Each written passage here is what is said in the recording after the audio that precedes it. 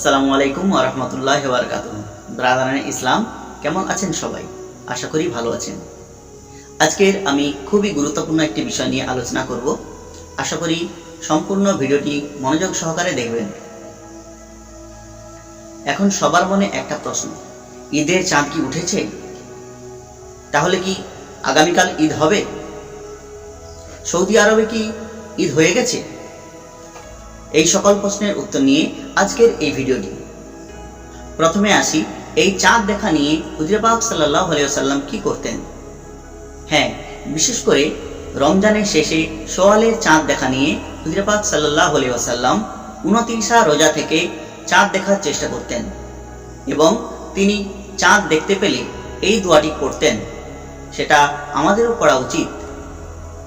দোয়াটি হলো, আল্লাহু আকবার, আল্লাহুম্মা আহিল্লাহু আলাইনা বিল আমিনি ওয়াল ইমানি ওয়াস সালামাতি ওয়াল ইসলামি ওয়াত তাওফিকি লিমা তুহিব্বু ওয়া তারদা রাব্বুনা ওয়া রাব্বুকাল্লাহ। যার অর্থ, আল্লাহ মহান, হে আল্লাহ, এই নতুন চাঁদকে আমাদের নিরাপত্তা, ঈমান, শান্তি ও ইসলামের সঙ্গে উদয় করো, আর তুমি যা ভালোবাসো এবং যাতে তুমি সন্তুষ্ট হও সেটাই আমাদের তৌফিক দাও। আল্লাহ তোমাদের এবং আমাদের প্রতিপালক। তিরমিজি শরীফ। এবার আসি চাঁদ দেখার বিষয়। আমাদের ভারত, বাংলাদেশ ও পাকিস্তানে চাঁদ দেখার আগে আমরা ফলো করি আরব কান্ট্রিদের, কারণ ভৌগোলিক অবস্থান অনুযায়ী আরব কান্ট্রি আমাদের একদিন আগে চাঁদ দেখা যায় এবং তারা একদিন আগে ঈদ পালন করে। তাই আমরা অনেক সময় তাদের ঈদ পালনকে ফলো করে পরবর্তী দিনে আমরা ঈদ পালন করি। অবশ্য ইসলামিক নিয়ম অনুযায়ী চাঁদ দেখে ঈদ পালন করার নিয়ম রয়েছে।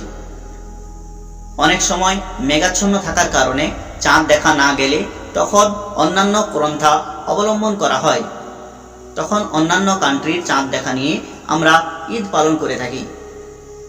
এবারে আসবো সেই প্রশ্নে, যে প্রশ্নের উত্তরের অপেক্ষায় আপনি ভিডিওটি এতদূর পর্যন্ত দেখেছেন। হ্যাঁ, চাঁদ কি উঠেছে? তবে আপনাদের জানিয়ে রাখি যে সেজন্য আজকের সন্ধ্যায় আমাদের দেশের আকাশেও চাঁদ দেখা যাবে ইনশাআল্লাহ।